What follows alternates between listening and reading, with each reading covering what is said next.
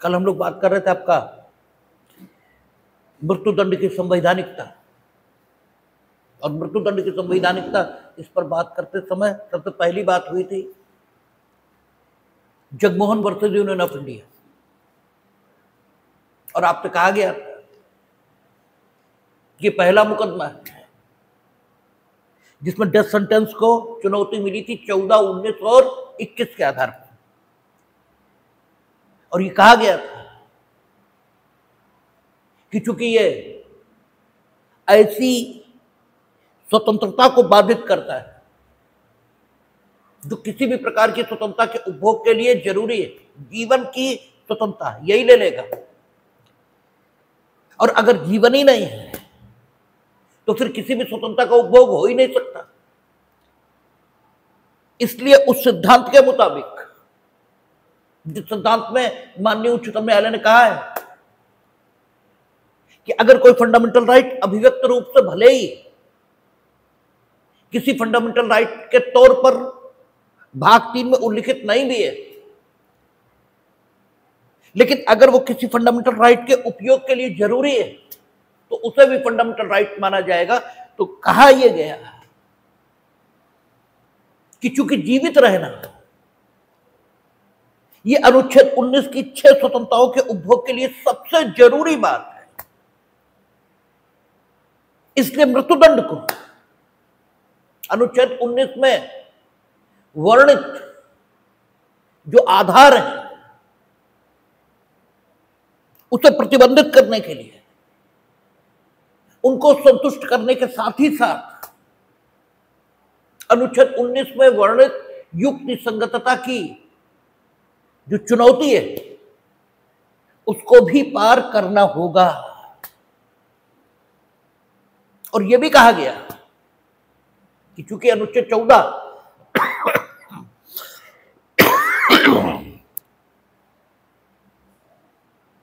मनमानेपन के विरुद्ध संरक्षण देता है और वहां भी विधि की युक्ति संगतता की बात की गई है, लेकिन वो युक्ति संगतता उस प्रकार की है कि मनमानापन ये नहीं होगा। तो चूंकि मृत्युदंड का वर्णन आईपीसी में जहां पर हुआ है वहां पर वर्णन इस प्रकार है कि या तो आजीवन कारावास या मृत्युदंड ये देने का अधिकार न्यायाधीश महोदय को दिया गया है, और किन मामलों में वो मृत्युदंड दें और किन मामलों में आजीवन कारावास, इस संबंध में कोई दिशा निर्देश ये आईपीसी की धारा 302 में नहीं है। इसलिए अनुच्छेद 14 के मुताबिक भी ये असंवैधानिक है। और तीसरी बात जो कही गई वो कही गई थी कि अनुच्छेद 21 ये कहता है कि प्रोसीजर इस्टेब्लिश बाय लॉ, इसी के द्वारा आप किसी की प्राण की स्वतंत्रता या दैहिक स्वतंत्रता का हनन कर सकते हैं। और मृत्युदंड के चुनाव के लिए किसी प्रकार की कोई प्रक्रिया ये संबंधित विधि में दी ही नहीं गई। उनका सीआरपीसी की धारा 354(5) ये मृत्युदंड देने के तरीके का उल्लेख करती है कि आप क्या करेंगे, मृत्युदंड प्राप्त व्यक्ति को गर्दन से तब तक लटकाएंगे जब तक उसकी मृत्यु न हो जाए। मृत्युदंड के तरीके का वर्णन करती है, व्यक्ति को दोष सिद्ध कर देने के लिए प्रक्रिया का वर्णन यह भी करती है, लेकिन इस विषय पर कोई प्रक्रिया उल्लिखित नहीं करती कि किन मामलों में मृत्युदंड दिया जाए। दैट इज व्हाई किसी व्यक्ति को मृत्युदंड दिया जाना ये प्रोसीजर इस्टेब्लिश बाय लॉ के मुताबिक है, ये कहा ही नहीं जा सकता। इसलिए मृत्युदंड 14 का विरोध करता है, 19 का विरोध करता है, 21 का विरोध करता है, और इसलिए ये अनकॉन्स्टिट्यूशनल है।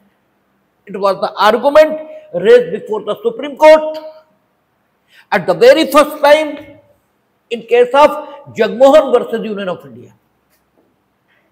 After that, सारे तर्कों का उत्तर उच्चतम न्यायालय ने दिया और उन्होंने कहा कि ऐसी हत्याएं हो सकती हैं जिनमें मृत्युदंड दिया जाना बिल्कुल युक्ति संगत हो। उन्होंने कहा अगर आपकी बात मान लें कि इसे अनुच्छेद 19 द्वारा वर्णित टेस्ट को पास करना चाहिए, तो अनुच्छेद 19 जो परीक्षा विहित करती है, ठीक है, उसको ये भली प्रकार मृत्युदंड पास कर लेता है, उत्तीर्ण कर लेता है, क्योंकि ये सारे मामलों में नहीं दिया जा रहा है। उन्होंने कहा या तो आजीवन कारावास या मृत्युदंड। इसका मतलब ये हो गया कि हर मामले के लिए मृत्युदंड विहित नहीं हो रहा। और उन्होंने कहा कि लॉ कमीशन की जो 35वीं रिपोर्ट है वो भी मृत्युदंड की आवश्यकता को उल्लिखित करती है, और यह सामान्य बुद्धि का विषय भी है कि ऐसी नृशंस हत्याएं हो सकती हैं जिनमें मृत्युदंड दिया जाना एकदम ठीक होगा। तो ये अनुच्छेद 19 की जो आप बात करते हो उसके द्वारा प्रस्तुत चुनौती को सफलतापूर्वक पूरा कर लेता है। और उनका जहां तक 14 की बात आप करते हो तो ये अधिक युक्ति संगत है कि किसी इंस्टीट्यूट के माध्यम से उन परिस्थितियों का वर्णन नहीं किया गया है, किसी कानून के माध्यम से यह नहीं बताया गया कि किन मामलों में न्यायाधीश महोदय मृत्युदंड का चयन करें और किन मामलों में वे आजीवन कारावास का चयन करें, बल्कि न्यायाधीश महोदय को विवेकाधिकार दिया और विचारण के दौरान उनके सामने सारे तथ्य ये आ गए होंगे, और उसके बाद यदि वे निर्णय लेते हैं कि इस अमुक मामले में, इस विशिष्ट मामले में मृत्युदंड मिलना चाहिए, तो इसे किसी भी दृष्टिकोण से मनमाना ये नहीं कहा जा सकता। और अनुच्छेद 14 में कल हमने विस्तार से बात की थी कि विवेकाधिकार इसे दिया जाना ये अनुच्छेद 14 के विरुद्ध नहीं है। यदि विवेक का अधिकार किसी उच्चाधिकारी को दिया गया है, हमने सुकरात, प्लेटो, अरस्तु इसका उदाहरण लेते हुए भी कल ये बात कही थी, तो इसलिए अनुच्छेद 14 का भी विरोध नहीं करता। और फिर विचारण न्यायालय इसके मृत्युदंड दे देने से ही मृत्युदंड मिल नहीं जाएगा, मतलब सुप्रीम कोर्ट तक जाएगा। और अगर कोई कुछ भी न करे तो भी उच्च न्यायालय तक तो जाएगा ही जाएगा, क्योंकि संदर्भ, ठीक है, बिना उच्च न्यायालय द्वारा समर्थन किए मृत्युदंड प्रशासित हो ही नहीं सकता। तो उन्होंने कहा कि जो रक्षोपाय हैं, जो सिक्योरिटी मेजर्स हैं, वो पर्याप्त दिए गए हैं, इसलिए नहीं कहा जा सकता कि प्रोसीजर इस्टेब्लिश बाय लॉ, यानी procedure establish by law philosophically, दार्शनिक तौर पर और ऐतिहासिक तौर पर जो माना जाना चाहिए उससे कमतर प्रोसीजर इस्टेब्लिश बाय लॉ से मृत्युदंड प्रशासित किया जा रहा, ये कहा ही नहीं जा सकता। और हमने आपसे कहा था कि इसी मत का समर्थन Rajendra Prasad versus state of Uttar Pradesh, इसमें भी किया, और यह कहा कि 14, 19, 21 बिल्कुल सेम मत का प्रतिपादन किया है। यानी जो व्यू जगमोहन में आया, उस व्यू को एकदम समर्थन दिया है और यह कहा कि चूंकि मृत्युदंड उन्हीं मामलों में दिया जाएगा जिनमें सोशल डिफेंस यानी सामाजिक प्रतिरक्षा, सोशल ऑर्डर यानी सामाजिक व्यवस्था और लोकहित ये मांग कर रहे हैं। अर्थात मामले को देखने से यह लग रहा है कि अगर आजीवन कारावास हम इस मामले में दें तो जो समाज की प्रतिरक्षा है वो ठीक से नहीं हो पाएगी। अन्य लोग इसी प्रकार के कार्य करने को उद्यत होंगे और वे कार्य स्वयं में इतने घिनौने हैं कि अगर उन्हें करने की इस कीमत पर भी अनुमति दी गई कि आजीवन कारावास व्यक्ति को दे दिया जाए तो भी समाज के अस्तित्व को जबरदस्त झटका लगेगा। यानी सोशल डिफेंस,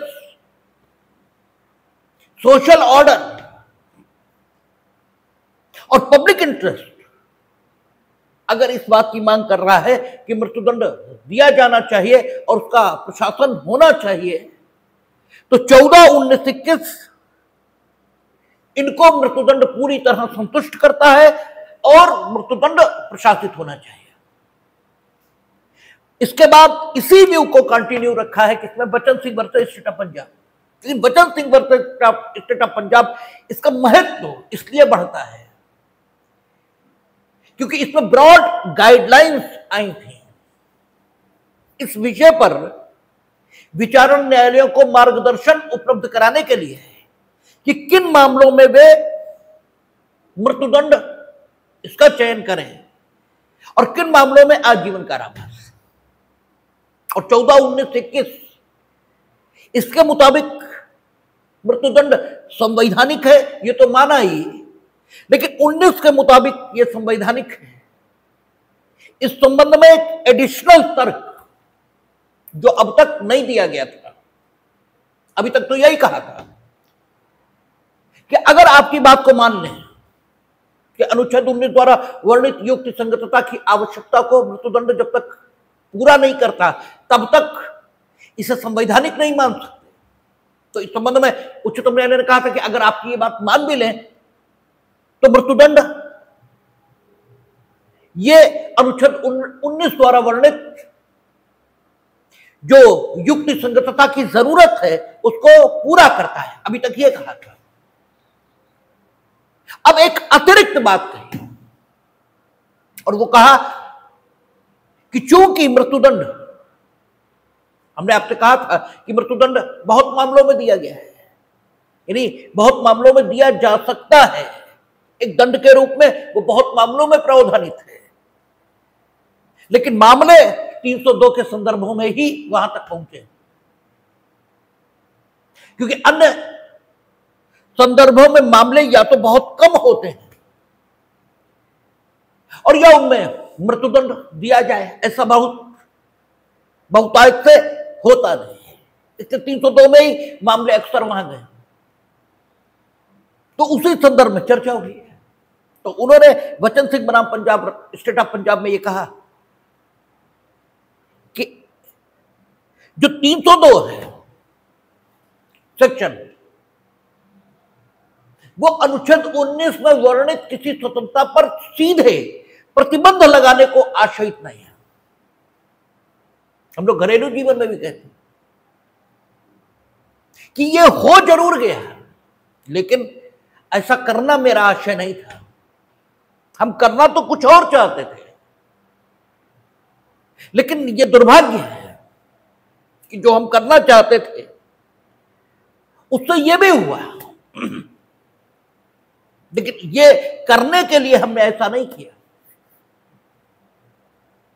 ठीक है, हमने आपको घर में बुलाया, आपके घर चोरी हो गई, लेकिन हमने इसलिए नहीं बुलाया कि आपके घर चोरी हो जाए, लेकिन दुर्भाग्य यह है कि आपके घर से आने के कारण ही चोरों को अवसर मिला, यह अलग बात। तो इसके कारण से चोरी के कार्य में सहायता करने के लिए दुष्प्रेरक के तौर पर हमें दंडित नहीं किया जा सकता। हम लोग दुष्प्रेरण पढ़ रहे हैं, उसमें तीसरा तरीका है, ठीक है, कि जब आप साक्ष्य सहयोग करते हैं उस काम के किए जाने में, तो हमें दंडित नहीं किया जा सकता। हमने साक्ष्य आपको इनवाइट किया, लेकिन जो हुआ वो मेरा उद्देश्य नहीं था। तो 302 जिस सिचुएशन से निपटने के लिए बनाई गई, उसे बनाते समय विधायिका के ध्यान में यह नहीं था कि हम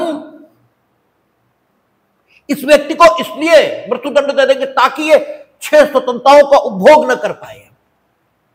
यह नहीं था। यह बनाते समय यह था कि यदि कोई इतनी नृशंसता से हत्या करेगा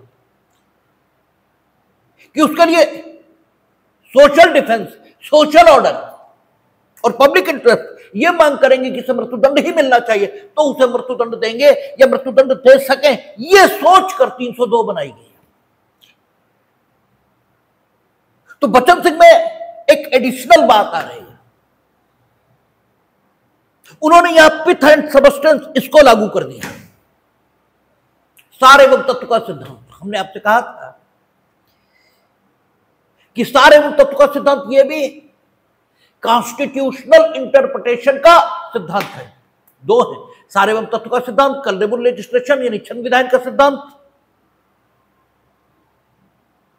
ये दोनों सिद्धांत, फिर उधर वो तो अनुच्छेद 13 यानी संवैधानिकता के आच्छादन का सिद्धांत और पृथक्करण का सिद्धांत, डॉक्ट्रिन ऑफ सेवरेबिलिटी और डॉक्ट्रिन ऑफ एक्लिप्स से वो अलग ढंग की बात है। वो इंस्टीट्यूट्स की जो कॉन्स्टिट्यूशनलिटी है अनुच्छेद 13 के अंतर्गत, उसका निर्धारण करने के लिए उपयोग में आने वाले सिद्धांत है। और पिथ एंड सबस्टेंस और कलरेबल लेजिस्लेशन ये विधायी क्षमता विधायिका की, इसके परीक्षण के सिद्धांत हैं। तो पिथ एंड सबस्टेंस ये कहता है कि जो भी इंस्टीट्यूट है जिसकी कॉन्स्टिट्यूशनलिटी आप परीक्षित कर रहे हो, वो किस उद्देश्य से बना, ठीक है। अगर उस उद्देश्य के मुताबिक वो संवैधानिक है तो उसका प्रभाव आनुषंगिक रूप से भले ही किसी अन्य फंडामेंटल राइट पर होने लगा है, तो उस आनुषंगिक प्रभाव को ध्यान में नहीं लिया जाएगा और फंडामेंटल राइट को सीमित करने के लिए जो आधार कॉन्स्टिट्यूशन में वर्णित हैं उन्हें संतुष्ट करना जरूरी उस इंस्टीट्यूट के लिए नहीं होगा, ऐसा पिथ एंड सबस्टेंस का सिद्धांत कहता है। तो कोर्ट ने इस मामले में, जैसे कोर्ट ने क्या किया था, दलबदल कानून जब इसे चुनौती मिली थी, ठीक है, की हो तो हो लोहन,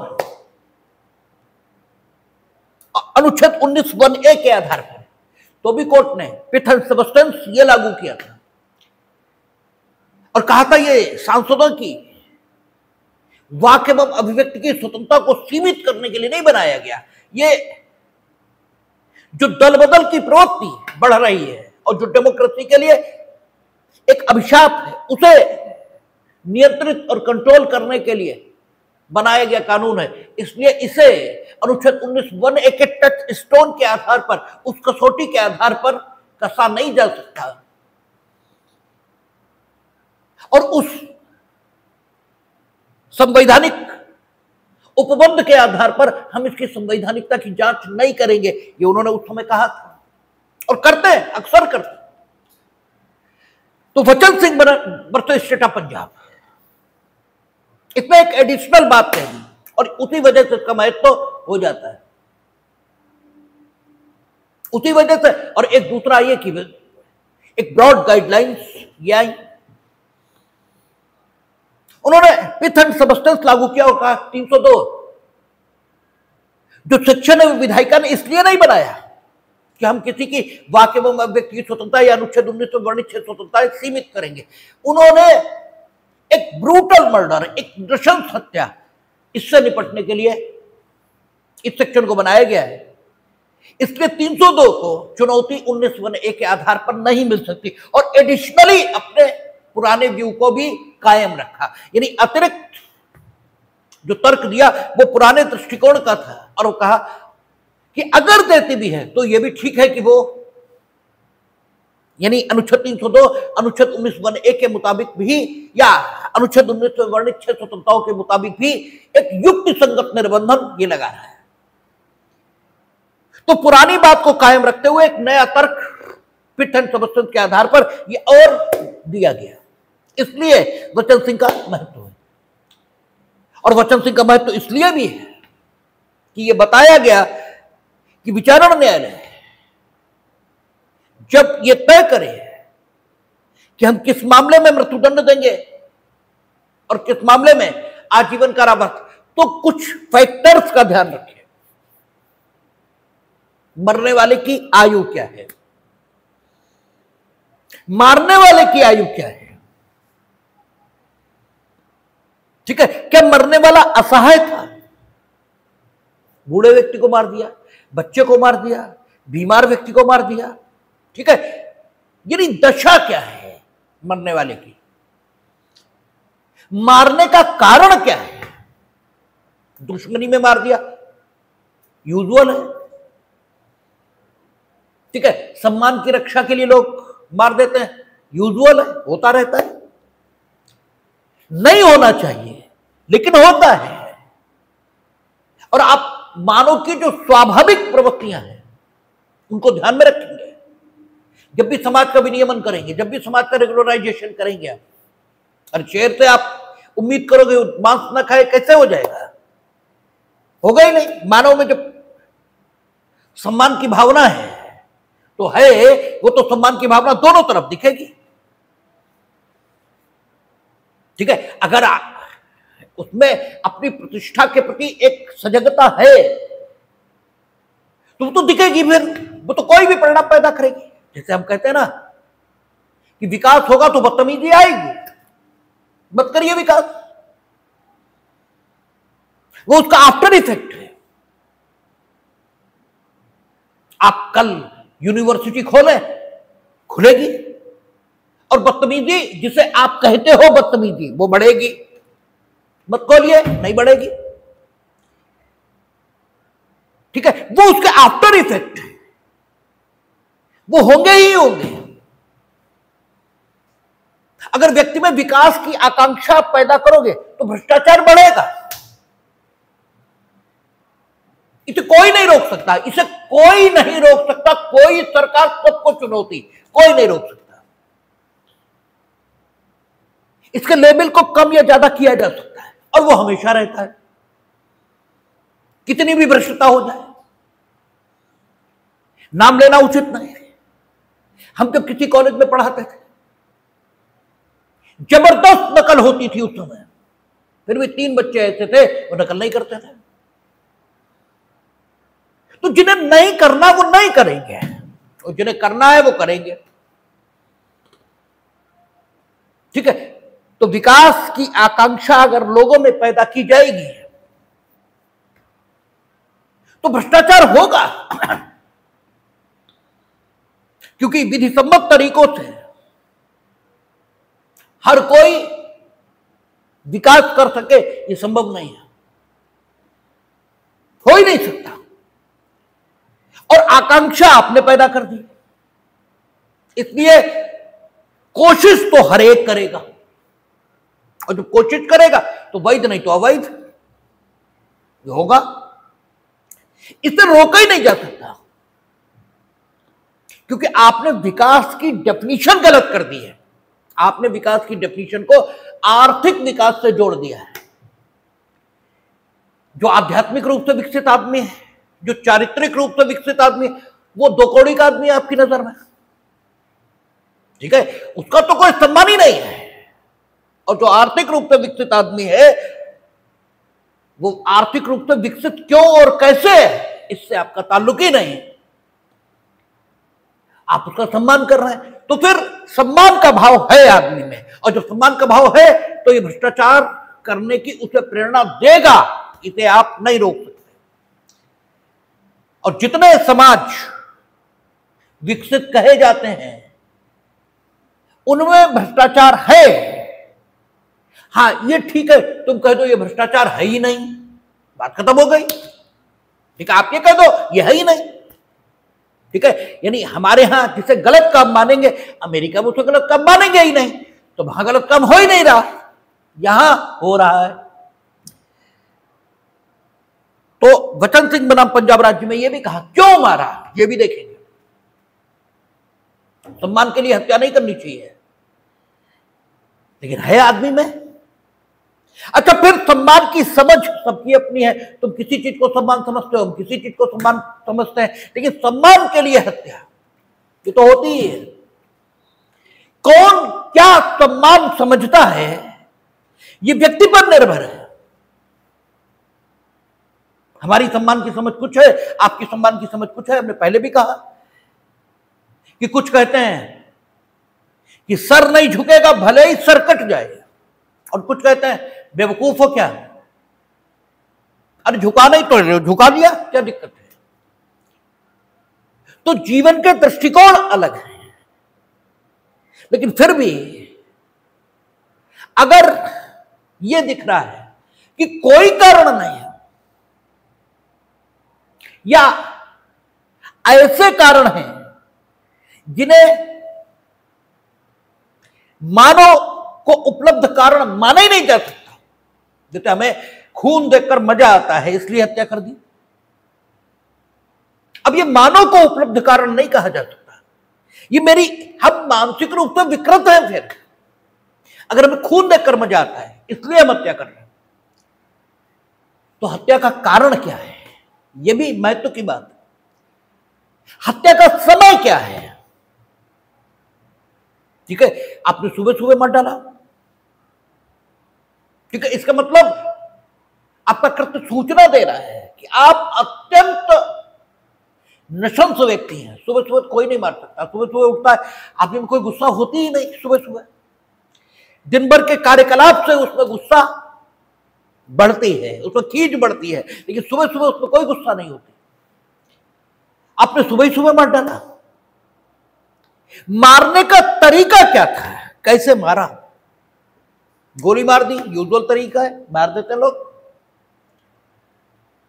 आपकी कोई दुश्मनी भी नहीं थी ऐसी, चलिए ऐसी दुश्मनी थी जिसमें इतना आदमी में जुनून था कि उसने सिर पकड़ के दीवार से ऐसे ऐसे करके मार डाला, ये जुनून था। लेकिन ऐसा कोई कारण भी नहीं, ऐसा कोई कारण नहीं। आपने पैसों के लिए हत्या की है और निहायत नृशंस तरीके से की है, बिल्कुल उसे पैरों से काट डाला, ठीक है। तो ये देखेंगे तो वचन सिंह बनाम पंजाब राज्य में उन्होंने कुछ गाइडिंग नॉर्म्स तय की है विचार न्यायालय के लिए कि ये स्थितियां अगर रहें तो फिर उस मामले में आजीवन कारावास नहीं, मृत्युदंड ही ठीक दंड होगा, एप्रोप्रिएट होगा। वचन सिंह बनाम पंजाब राज्य का जो महत्व है वो इसीलिए है। मच्छी Singh versus state of Punjab, इस मुकदमे का जो महत्व है वो इसलिए कि इसमें कोर्ट ने एक बात कही। कोर्ट ने कहा बाकी तो सब कंटिन्यू 14, 19, 21 के हिसाब से संवैधानिक है तो दिया ही जाएगा, ठीक है, इसमें कोई दिक्कत नहीं।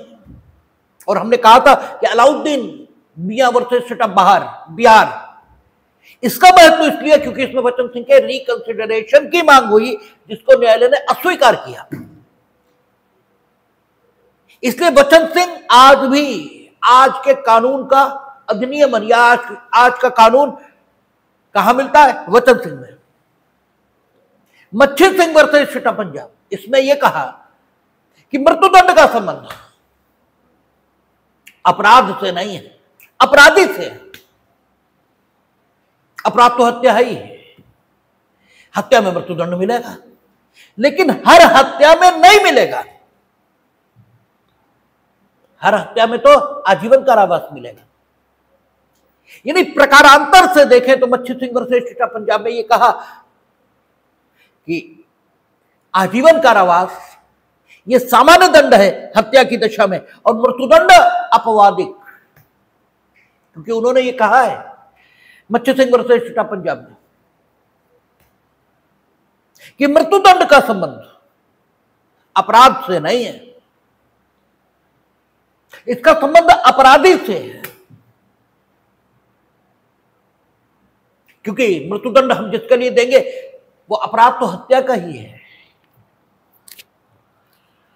हालांकि अन्य मामलों में भी है, लेकिन न्यायालय की मजबूरी है कि उसके सामने जो मामला गया है उसी के संदर्भों में वो बात करेगा। तो उन्होंने कहा कि मृत्युदंड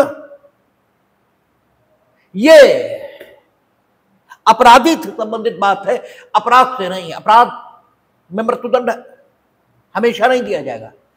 हां, कुछ ऐसा अनकॉमन है अपराध में जो सामान्य हत्याओं में नहीं मिलता। जब वही अपराध जिसमें मृत्युदंड प्रावधानित है जब किया जाता है तब सामान्य तौर से वो अनकॉमन फीचर होता ही नहीं। इस विशेष मामले में एक अनकॉमन फीचर हमें दिखाई दे रहा है, कुछ विशेषता ये दिखाई दे रही है। Now it can be A fit case for capital punishment. अभी भी हम ये नहीं कह रहे कि capital punishment will be awarded solely on this, ठीक है, ऑन दिस फैक्टर, कि उसमें कुछ अनकॉमन है, केवल इसी आधार पर नहीं मिल जाएगा। लेकिन हां, अब मृत्युदंड हो सकता है, कुछ अनकॉमन है। वे सुबह सुबह मारा है, मरने वाले से कोई दुश्मनी नहीं थी, ठीक है, उसके पिता से थी, लेकिन बच्चे से क्या दुश्मनी थी? बच्चा तो दुश्मन का भी हो, लोग उसकी प्राण रक्षा करते हैं कि अगर वो गिर भी रहा है, कहीं उसे चोट लगने वाली तो बचा लेते हैं। आपने मार डाला तो कुछ अनकॉमन है, ठीक है, जो मृत्युदंड की मांग करता है। वो अनकॉमन ये है कि मारने का तरीका बड़ा नृशंस है, ठीक है, वो मारने का, ठीक है, मारने का कोई कारण नहीं, कोई मतलब ही नहीं है, आपने मार डाला। यह जो कारण है उस कारण को कम से कम मानव को उपलब्ध कारण यह नहीं माना जा सकता।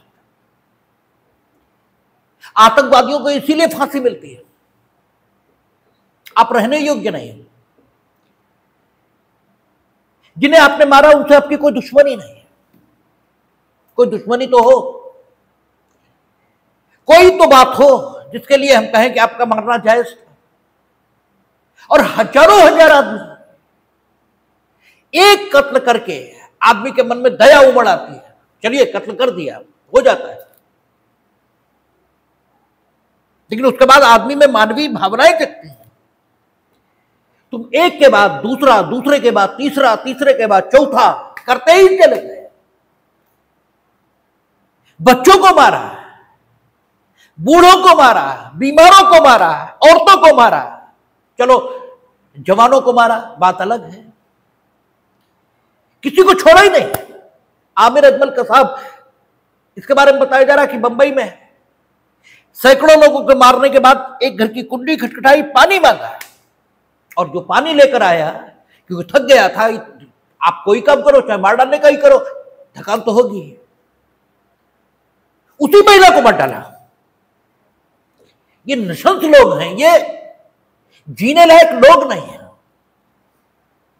ठीक है, इन्हें तो मृत्युदंड मिलना ही चाहिए, इसीलिए आतंकवादियों को मृत्युदंड मिलता है। अनकॉमन है सारी चीज, जो मिलती ही नहीं देखने को, कोई दुश्मनी नहीं, कोई बात नहीं है, कोई तो कारण हो। चलो तुम्हारी भारत सरकार से दुश्मनी है, तुम मार डालो प्रधानमंत्री को, उनके पास तो फटकते तुम्हारी हिम्मत नहीं है, मारो, ठीक है, एक निरीह जनता को मार, तो इसलिए फिर मृत्युदंड इनके लिए प्रावधानित होता है। तो उन्होंने कहा कुछ अनकॉमन है जो सामान्य उसमें नहीं मिलता। फिर चलिए अनकॉमन मिल गया, फिर जितनी प्रशमनकारी परिस्थितियां हो सकती हैं, जिन्हें अंग्रेजी में मिटिगेटिंग सर्कमस्टांसेस कहते हैं, और जितनी आक्रामक परिस्थितियां हो सकती हैं, जिन्हें एग्रावेटिंग सर्कमस्टांसेस ये कहते हैं, इन दोनों के बीच संतुलन बिठाइए। अनकॉमन मिल गया, लेकिन मिटिगेटिंग और एग्रावेटिंग सर्कमस्टांसेस, इनके बीच संतुलन बिठाइए। और सब प्रकार संतुलन बिठा लेने पर भी अगर एग्रावेटिंग सर्कमस्टांसेस यही मांग करती रहे कि नहीं मृत्युदंड ही मिलना चाहिए, तब मृत्युदंड, यानी रेयरेस्ट ऑफ द रेयर, ठीक है, जो दुर्लभ में भी दुर्लभतम हो, उसमें मृत्युदंड। दुर्लभ में भी नहीं, दुर्लभ जितने मामले हो सकते हैं उनमें भी दुर्लभतम, कि वैसा तो कोई करेगा ही नहीं, और जो करेगा कम से कम उसे आदमी नहीं कह सकते। इन मामलों में मृत्युदंड दिया जाना चाहिए और ये पूरी तरह संवैधानिक है। ये न्यायालय ने निर्णय दिया। तो बच्चे सिंह वर्सेस छठा पंजाब, यहां तक के मामले आपको मृत्युदंड की संवैधानिकता के संबंध में लिखने चाहिए, हमने बताए विस्तार से, लेकिन आप तो ऐसे लिखेंगे 14, 19, 21 के आधार पर चुनौती दी गई, 14 निरंकुशता के अभाव की बात करता है, 19 युक्ति संगतता की बात करता है, और वह युक्ति संगतता आवश्यकता जनित है, वो प्रोसीजर एस्टेब्लिश बाय लॉ की बात करता है। तीनों आधारों पर उन्होंने संवैधानिक पाया है। वचन सिंह में राजेंद्र प्रसाद उत्तर प्रदेश में पिछले व्यू का समर्थन किया और यह कहा कि सोशल डिफेंस, सामाजिक प्रतिरक्षा, सामाजिक व्यवस्था और लोकहित अगर इस बात की मांग कर रहे हैं कि मृत्युदंड मिलना चाहिए तो मिलेगा। वचन सिंह में एक एडिशनल बात कह दी कि पिथ एंड सबस्टेंस का रूल, इसको लागू किया और इसकी वजह से अनुच्छेद 19(1) को संतुष्ट करना जरूरी नहीं, लेकिन अगर जरूरी हो भी तो संतुष्ट कर रहा है। हालांकि जस्टिस भगवती उस पीठ में थे और वो इससे सहमत नहीं थे, उनका विसम्मत निर्णय है वचन सिंह में, और उन्होंने ये कहा था कि नहीं मृत्युदंड खत्म होना चाहिए। उन्होंने ये नहीं माना कि अनुच्छेद 19(1) का जो टेस्ट है, 19(1) कह रहे हैं, अनुच्छेद 19 का जो टेस्ट है कि युक्ति संगतता तभी मानी जाएगी जब आवश्यकता हो। उनका कहना मृत्युदंड आवश्यकता जनित नहीं है, क्योंकि दंड की संकल्पना यह अपने में प्रतिध्वनित करती है कि दंडित बचा रहेगा दंड के बाद भी, ठीक है। इसलिए मृत्युदंड में चूंकि दंड के बाद दंडित बचेगा ही नहीं, इसलिए नहीं कह सकते हैं कि 19 का टेस्ट मृत्युदंड ने पास किया है। लेकिन जस्टिस भगवती उसमें माइनॉरिटी में है, उनकी बात नहीं मानी गई। मेजॉरिटी व्यू वचन सिंह तक यही है। अब इसके बाद अगला सवाल पैदा होता है और फिर हम कहेंगे कि कांग्रेस इसी ने इस देश में ऐसी स्थितियां पैदा की हैं कि विधिक विकास बहुत ज्यादा हुआ है, ठीक है। ये फिर हम कहेंगे देश के हर प्रकार के विकास के लिए कांग्रेस उत्तरदायी है, किंतु नकारात्मक रूप से। जैसे तुम, ठीक है, कम से कम हम अपनी बात कर रहे हैं, आपकी नहीं पता। हम काम सिर्फ इसलिए करते हैं क्योंकि हमें आराम मिले। अगर हमें बिना काम किए आराम मिले तो हम काम को करना बेवकूफी मानते हैं, हम कभी काम ना करें। मेरे लिए काम करना कोई अच्छा में नहीं लगता, हमें कतई काम करना बहुत खराब लगता है।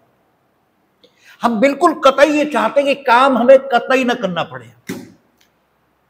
बेवकूफ लोग कहते होंगे कि उन्हें काम बड़ा प्रिय है, वो काम करना चाहते हैं, हम नहीं करना चाहते। हम कतई मेहनती नहीं है, हम मजबूरी में मेहनती हैं। नहीं करें तो फिर करें क्या? जीवन की आवश्यकताओं की पूर्ति नहीं हो रही, तो जरूरी नहीं है कि आप जो कुछ कर रहे हो वो इसलिए कर रहे हो कि आपको वैसा करना अच्छा लगता है। आप मजबूरी में भी वही करते हो जो आप कर रहे हो, इसलिए इसको देखना पड़ेगा कि what ever he has done, why he has done so, और उसके आधार पर कर्ता का मूल्यांकन ये करना चाहिए। बेवकूफ लोग ऐसा नहीं करते। आपने जो किया वो क्यों किया, यह है प्रश्न। ठीक है, आपने महाविद्यालय स्थापित किया क्यों? शैक्षिक उन्नयन के लिए, या फिर आज समाज में लूट का साधन शिक्षा से बेहतर कुछ है ही नहीं, इसके लिए? काहे के लिए भाई, ये तो पता लगे। ठीक है, आपका क्या उद्देश्य था? खूब नकल करा रहे हो बैठ के, शिक्षा की रेड़ मार दी। ठीक है, डिग्रियां बांट नहीं बेच रहे हो और बता रहे हो शैक्षिक उन्नयन। इसे तो तुम ना करते तो बेहतर था। कम से कम 10 पढ़कर आते तो जो वो डिग्री हासिल करते उस लायक योग्यता तो उसमें होती। तुमने तो नासा ही किया है। ऐसे ही कांग्रेस है, उसने जो किया उसके कारण से, अरे भाई वो मेनका गांधी वो रिन्यूअल कर देते थे, एक गोपाल नहीं चल रहे होते आज। उन विचारों ने अपनी तानाशाही का परिचय दिया।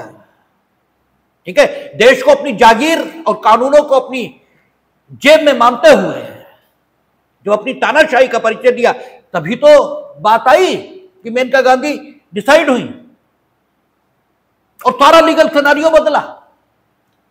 अभी देखेंगे 433A जो पिछली सीआरपीसी में थी, अभी देखेंगे। अब बीएनएसएस में वो सेक्शन बदल गया है। 433A सीआरपीसी ये कह रही थी कि उन मामलों में जिनमें मृत्युदंड प्रोवाइड है किंतु मृत्युदंड दिया नहीं गया, जैसे हत्या, मृत्युदंड प्रोवाइड था लेकिन दिया नहीं गया, या उन मामलों में जिनमें मृत्युदंड दिया गया किंतु किसी भी स्तर पर, चाहे मर्सी पिटीशन में, किसी भी स्तर पर उसे मृत्युदंड से आजीवन कारावास में परिवर्तित कर दिया गया। ठीक है, उसे आजीवन कारावास में परिवर्तित कर दिया गया, तो वो व्यक्ति जिसे इस प्रकार का दंड दिया गया था, जब तक जेल में 14 साल नहीं बिता लेगा तब तक उसे छोड़ा नहीं जाएगा। ठीक है, समुचित सरकार उसे तब तक छोड़ नहीं सकेगी। ये 433A में जोड़ा। क्यों जोड़ा भाई, और कब जोड़ा? हमने कहा ना, कानून का अध्ययन जरा आंखें खोल कर करना चाहिए, तो पता लगेगा कि जितने आज संविधान बचा रहे हैं, इन्होंने कितना संविधान बचाया है पूर्व में और क्या क्या किया है। यह प्रावधान 1978 में जोड़ा गया, और 1978 में सरकार में कौन था? केंद्र की जनता पार्टी। ठीक है, जनता पार्टी सरकार में थी। और कब सरकार में थी कि श्रीमती इंदिरा गांधी लोकसभा के चुनावों में बुरी तरह पराजित हुई थी। ठीक है, और 1978 में क्यों जोड़ा गया? इसलिए कि जिसे भी आजीवन कारावास हो जाता था, यह मृत्युदंड भी आजीवन कारावास में बदल दिया गया। वो सब 4-4 साल और 5-5 साल में समुचित सरकार द्वारा छोड़ दिए जाते थे, क्योंकि समुचित सरकार को शक्ति थी 433 में। तो हत्या में दंडित लोग, ठीक है, आजीवन कारावास से 4-4, 5-5 साल में जेल से बाहर। और फिर समाज में जो धारणाएं प्रचलित हैं वो प्रचलित होना शुरू कि अदालतों से कुछ नहीं होता, सरकार राजा है, सरकार जो चाहे तो कर दे। ठीक है, इस प्रकार की धारणाएं तब प्रचलन में आनी शुरू हुई। और हमें अपना बचपन याद है, आप लोगों ने वो युग नहीं देखा, इसलिए आपको उतनी नफरत नहीं है इन लोगों से। हमने वो युग देखा है, इसलिए हमें बहुत नफरत है इनसे। कांग्रेस के छोटे छुटवैये नेता देवताओं की तरह पूजते थे मोहल्लों में। क्यों? क्योंकि कत्ल में भी सजा हो जाएगी, तो भी 5 साल बाद बाहर हो जाए सजा, क्या हो जाएगा? ठीक है। तब 1978 में जब जनता पार्टी की सरकार थी, उसने 433 से अमेंड की और यह लिख दिया कि उन मामलों में जिनमें मृत्युदंड प्रावधानित है, और ये हम नहीं बोल रहे, ये हिस्टोरिकल फैक्ट्स हैं जो आप चेक कर सकते हैं, गूगल जहां चाहो। ठीक है। तब 433 से जोड़ी गई। अब आप कहेंगे उसके बाद तो फिर वो सरकार में आ गए, चाहते संशोधित कर देते हैं। एक बार जब अच्छा शुरू हो जाता है फिर मजबूरी हो जाती है, फिर आप बुरा नहीं कर सकते। बुरा चलता तो रहेगा, ठीक है, लेकिन अच्छा जब हो जाएगा फिर बुरा करना बड़ा मुश्किल हो जाता है। हमने आपसे कहा ना कि आपने अच्छी पढ़ाई जानी ही नहीं, इसलिए आप कहते हैं कि फला जगह बहुत अच्छी पढ़ाई होती है।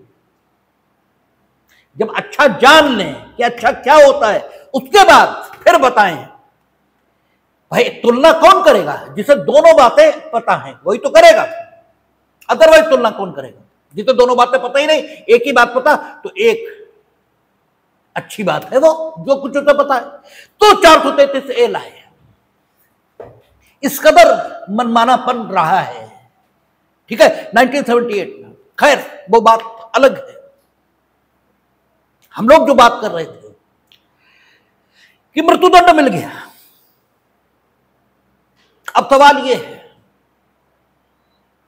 कि मृत्युदंड के मामले में जुडिशियल प्रोसेस फाइनलिटी के बिंदु पर, अंतिमता के बिंदु पर जो पहुंच जाएगा, उसके बाद भी दया याचिकाओं के रूप में, मर्सी पिटीशन के रूप में राष्ट्रपति और राज्यपाल के पास आपको अपनी जीवन रक्षा के लिए आवेदन करने की अनुमति है। अब मर्सी पिटीशंस आप देखें किस किस तरीके से मनमानी की गई। मर्सी पिटीशन, इसे लटकाए रहे बहुत समय तक, अनुमति नहीं दी। पहला मामला बथीश्वरन वर्सेस यूनियन ऑफ इंडिया, ये पहुंचा। बथीश्वरन वर्सेस स्टेट ऑफ तमिलनाडु है, ये यूनियन ऑफ इंडिया, अब भूल गए, देख ले, बथीश्वरन है। ये पहला मामला सुप्रीम कोर्ट पहुंचा। 2 साल से ज्यादा समय तक इसमें मृत्युदंड मिल जाने के बाद, ठीक है, मृत्युदंड एक्चुअली निष्पादित नहीं किया गया था। ठीक है, दया याचिका भी खारिज, फिर भी नहीं निष्पादित करना। ठीक है, लेकिन फिर तो निष्पादित करना ही पड़ेगा क्योंकि फिर डेथ वारंट जारी हो जाएगा, डेथ वारंट में उस पर डेट होती है। ठीक है, तो दया याचिका यही लटकाए हैं, कर ही नहीं रहे फाइनल। ठीक है, क्योंकि कोई समय सीमा का उल्लेख ये तो है नहीं कॉन्स्टिट्यूशन में। इसीलिए हम कहते हैं कि अगर कानून है और कानून में विस्तृत प्रावधान है, इसका मतलब ये समाज बदतमीज है, इसका मतलब ये समाज अनैतिक है। अन्यथा कानून में विस्तृत प्रावधान न भी हो, कानून न भी हो, तो भी आप अपना काम ठीक से कर सकते हैं। कानून की उपस्थिति यह बता रही है कि समाज ठीक नहीं है। तो बथीश्वरन वर्सेस यूनियन ऑफ इंडिया, इसमें 2 साल तक मर्सी पिटीशन लटके रहने के आधार पर विलंब कारित हुआ, 2 साल से ज्यादा बल्कि। तब सुप्रीम कोर्ट मामला गया और यह कहा कि मृत्यु की छाया में जीना, ठीक है, एक व्यक्ति जिसे पता है कि हमें फांसी होनी है, तो वो एक गुणवत्ता युक्त जीवन नहीं जी सकता, क्योंकि एक डर के माहौल में वो जिएगा। और ये डर का माहौल अपने में एक अलग प्रकार का दंड है, और ये बात ठीक है, इसमें कहीं कोई, ठीक है, दिक्कत नहीं है। मरने को कोई 10 मिनट बाद मर जाए, ठीक है, लेकिन मरने के क्षण तक तो वो खुश बना ही रहता है। और अगर कैंसर पेशेंट को ये पता लग जाए कि उसका जीवन 1 महीने का बचा है, तो फिर उसके मन में जो स्थिति आती है वो ज्यादा खराब है। शायद इसीलिए ईश्वर ने ये व्यवस्था नहीं बनाई कि आप कब मरेंगे ये आपको पता हो, ये पता ही नहीं है किसी को भी। इसीलिए कि जितने दिन जिंदा रहेगा उतने दिन तो रहे जिंदा। तो मृत्युदंड का आपने समय निश्चित किया कि इस दिन देंगे, उससे पहले तिल तिल करके मारना, ये कहां तक ठीक है? तो कोर्ट ने कहा कि ये बिल्कुल सही है कि मृत्यु की आशंका में जीना ये एक पृथक प्रकार का दंड है, या एक पृथक प्रकार के दंड के समान है। और अनुच्छेद 20 ये कहता है आप उससे अधिक दंड नहीं देंगे जितना कानून में प्रोवाइड है। तो कानून में प्रोवाइड मृत्युदंड है, ठीक है। कानून में मृत्युदंड, पीड़ा पूर्वक मृत्युदंड, ये तो प्रोवाइड नहीं है। देखते कारावास कठोर और सादा ये हो सकेगा, तो मृत्युदंड पीड़ा सहित और पीड़ा रहित दोनों हो सकते हैं। तो अगर मृत्युदंड लिखा है तो पीड़ा सहित तो नहीं लिखा, तो आप पीड़ा सहित मृत्युदंड क्यों दे रहे हैं? ठीक है, आप उससे अधिक दंड ये उसे दे रहे हैं जिसका आपको कानूनन कोई हक नहीं है। और चूंकि आपने 2 साल तक लगातार उसे अधिक दंड दिया है, इसलिए यह अपने में एक कारण है कि अब इसे मृत्युदंड न दिया जाए। क्योंकि अब अगर मृत्युदंड दिया तो अधिक दंड दिया, यह बात आएगी, क्योंकि मृत्युदंड भी आपने दे दिया और वो जो पीड़ा में वो जिया वो अधिक हो जाएगा। और अगर हम इसे आजीवन कारावास में बदल दें, ठीक है, तो आजीवन कारावास में उसे रहना तो आजीवन कारावास में ही है, क्योंकि 57 आईपीसी वो तो अलग ढंग की बात कर रही है, तो रहना तो आजीवन कारावास में ही है। तो फिर अधिक दंड हमने इसे दिया, ये बात बचेगी नहीं, इसलिए अब इसके मृत्युदंड को आजीवन कारावास में परिवर्तित किया जाना उचित होगा। और वथीश्वरन वर्सेस स्टेट ऑफ तमिलनाडु में, या वथीश्वरन वर्सेस यूनियन ऑफ इंडिया, आप देख लेंगे जो भी हो, उसमें 2 साल के विलंब के आधार पर मृत्युदंड को आजीवन कारावास में बदल दिया गया। बस इसके बाद से फिर खेल शुरू, ठीक है, फिर हर मामले में देना ही नहीं है मृत्युदंड। एक तो दुर्लभ से दुर्लभतम मामले में होगा और फिर हम करेंगे ही नहीं, और सब में धड़ाधड़ आजीवन कारावास में बदल जाएगा, ठीक है।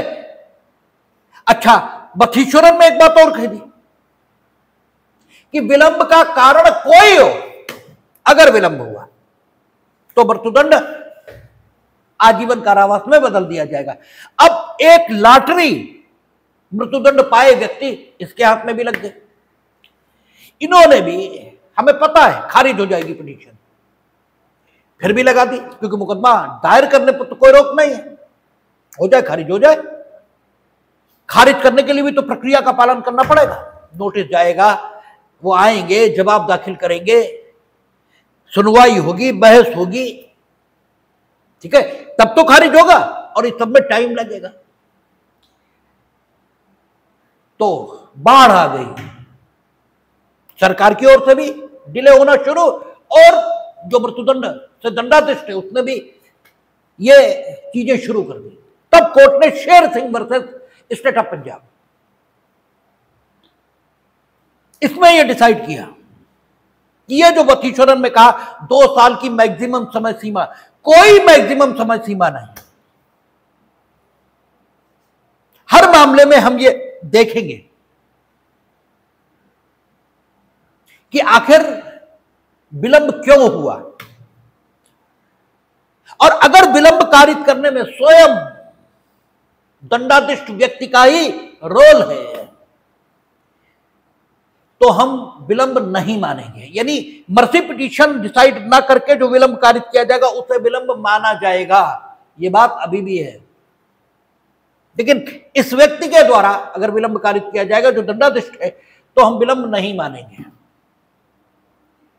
और उनका सेशन जज ने जिस दिन निर्णय दिया उससे मृत्युदंड देने तक अधिकतम विलंब 4 से 5 साल का होना चाहिए। एक जनरल बात कही, और प्रत्येक मामले में हम खुद देखेंगे कि कितना होना चाहिए और क्या विलंब क्यों हुआ, हर मामले में। लेकिन एक सामान्य बात, 4 से 5 साल होना चाहिए कम से कम। उत्तर प्रदेश में तो 4 से 5 साल हो ही नहीं सकता, ठीक है। तमिलनाडु, दिल्ली वगैरह में भले ही सेशन जज के निर्णय देने के बाद सुप्रीम कोर्ट तक मामला 4-5 साल में डिसाइड हो जाए, यूपी में तो हुआ 82 की अपील है, अब डिसाइड कर रहे हैं। 82, 18 साल वो हो गए, 25, 8, 33, 10, 43 साल, ठीक है। मजाक है, मजाक।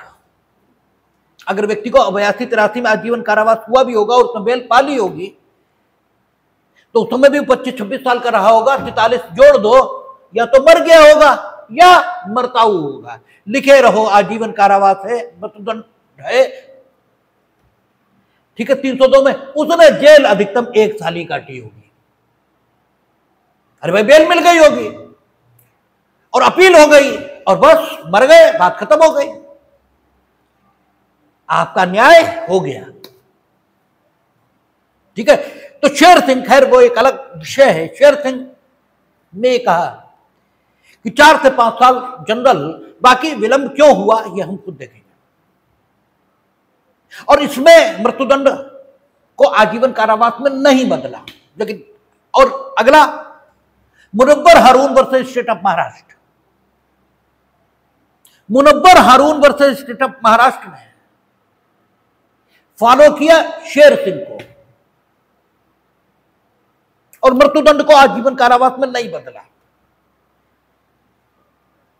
लेकिन अगला मामला आया जावेद अहमद, इसीलिए जावेद अहमद का महत्व है, और मुनव्वर हारून का भी इसलिए क्योंकि मुनव्वर हारून में शेर सिंह फॉलो हुए और जावेद अहमद में फिर बथीश्वरन फॉलो हो गए।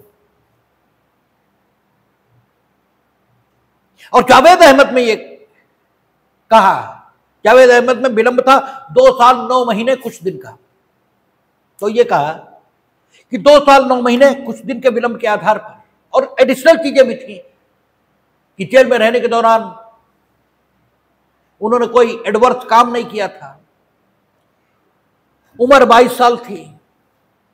इन सब बातों को ध्यान में रखते हुए बथीश्वरन के व्यू से सामंजस्य बिठाते हुए यह कहा कि 2 साल 9 महीने तक चूंकि मृत्यु के भय में रहा है, वो 22 साल का युवक है, कोई जेल में ऐसी गड़बड़ भी नहीं की जिसके आधार पर लगता हो कि इसमें सुधार की गुंजाइश नहीं है, तो दंड सुधार के लिए होता है, दंड बदला लेने के लिए नहीं।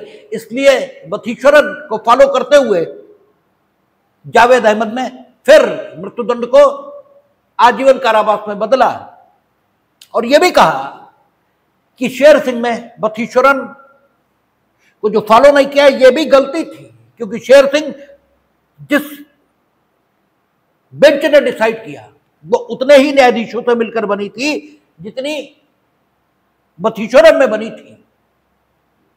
तो फिर उस बेंच को जो शेर सिंह में थी, बथीश्वरन को ओवर रूल करने का कोई हक नहीं था, ठीक है। अब एक मामले में जावेद अहमद में तो शेर सिंह फॉलो हो गए, और मुनव्वर हारून में जावेद अहमद में तो बथीश्वरन फॉलो हो गए, और मुनव्वर हारून में शेर सिंह फॉलो हो गए। और शेर सिंह के निर्णय पर उसके एप्रोप्रिएटनेस, उसकी शुचिता और पवित्रता पर एक क्वेश्चन मार्क ये दिया गया। इसलिए अगला डिसीजन आया कॉन्स्टिट्यूशनल बेंच का त्रिवेणीबेन वर्सेस स्टेट ऑफ गुजरात। और यही महत्वपूर्ण डिसीजन है जो आज भी फॉलो हो रहा है। त्रिवेणीबेन वर्सेस स्टेट ऑफ गुजरात में 3-4 सवाल बनाए गए। पहला सवाल, विलंब है ये कब माने? ठीक है, मृत्युदंड में विलंब किया गया ये कब माने?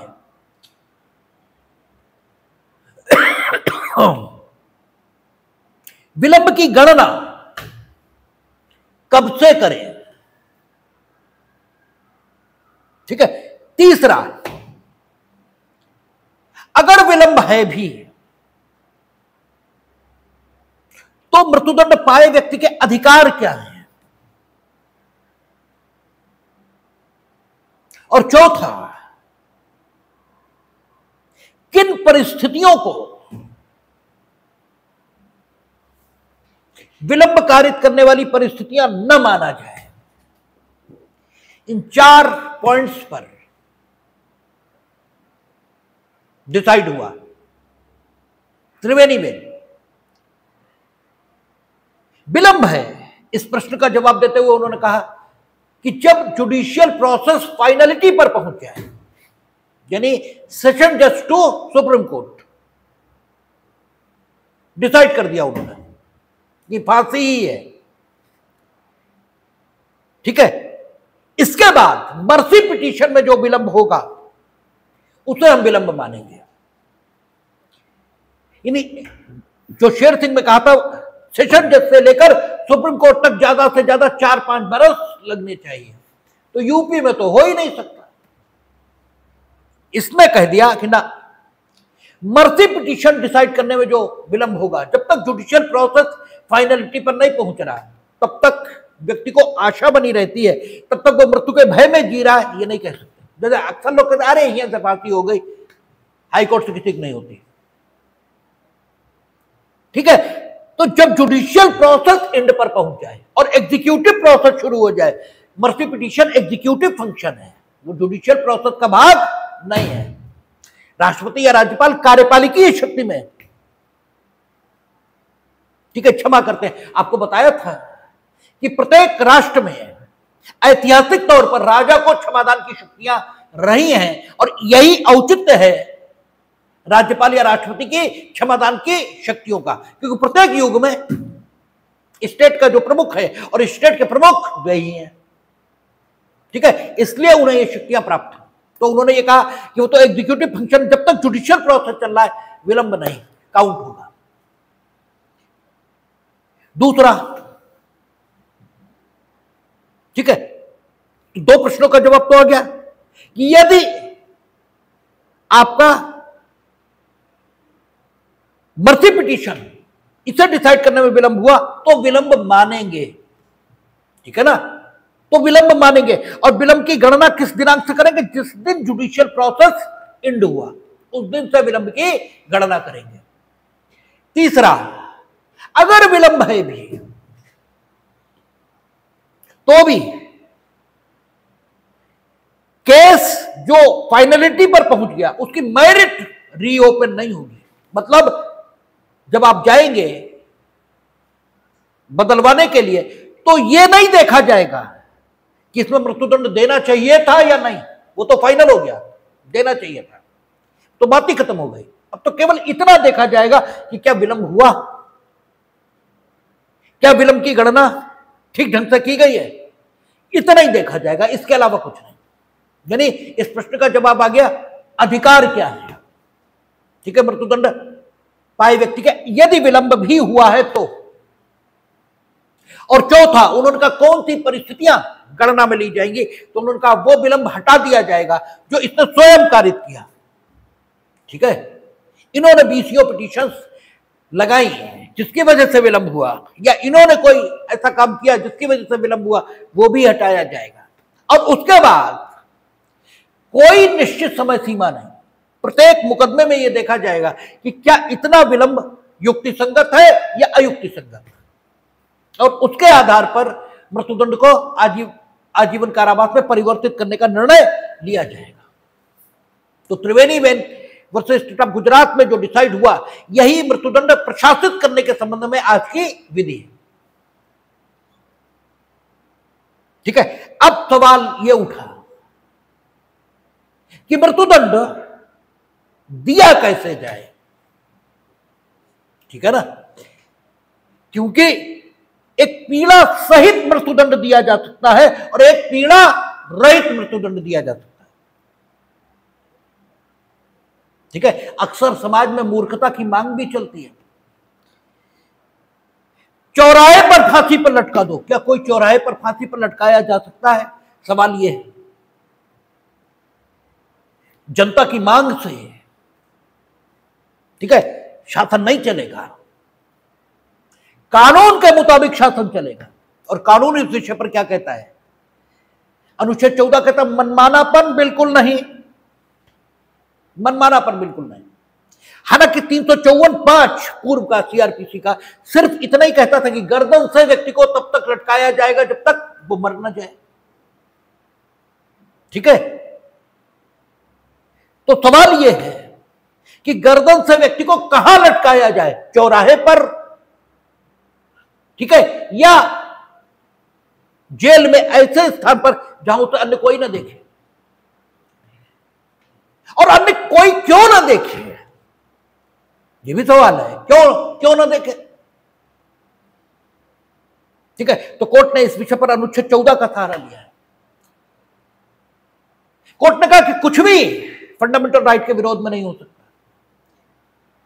और ये बराबर मांग है, ये अनह्यूमन मांग है कि किसी को मरते हुए देखना, ये बर्बर है।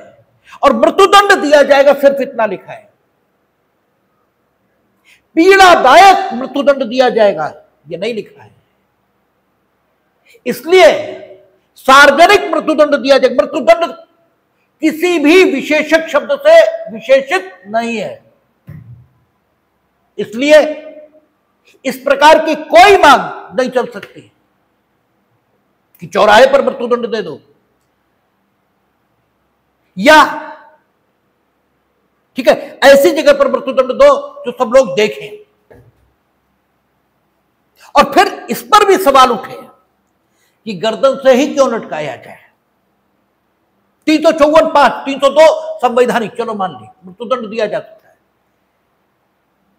लेकिन 354(5) जो कहती गर्दन से लटका कर, यह तर्क पकड़ा गया कि पीड़ा रहित मृत्युदंड आपको देना चाहिए, क्योंकि मृत्युदंड लिखा है। तो बर्बर तरीका, निरंकुश तरीका यह नहीं हो सकता। पीड़ा सहित मृत्युदंड यह नहीं हो सकता। तो कोर्ट ने इस विषय पर केंद्र सरकार का जवाब मांगा है, और केंद्र सरकार ने साइंटिफिक तरीकों से यह बताया कि अगर गोली मार दी जाए या इलेक्ट्रिक या अन्य किसी गैस चेंबर में रखकर मारा जाए तो भी इससे अधिक पीड़ा होगी जितनी इस प्रोसेस में होती है। इसलिए यह माना गया कि नहीं, 354(5) का तरीका कॉन्स्टिट्यूशनल है। ठीक है ना। तो मृत्युदंड किन मामलों में दिया जाए, कब दिया जाए, कॉन्स्टिट्यूशनल है नहीं है, कितने समय में दे दिया जाए, कितने समय में न दिया जाए तो असंवैधानिक हो जाएगा, तरीका मृत्युदंड का क्या हो, ये सारी बात मेनका गांधी के बाद हुई है। अब सिर्फ क्रिमिनल जस्टिस सिस्टम से संबंधित एक टॉपिक रह गया, डैमेज और कस्टोडियल वायलेंस। यानी कस्टोडियल वायलेंस और उसके अगेंस्ट जो डैमेज देना शुरू किया है, प्रतिकर देना शुरू किया है कोर्ट ने, वो कल चर्चा कर लेंगे, देखेंगे।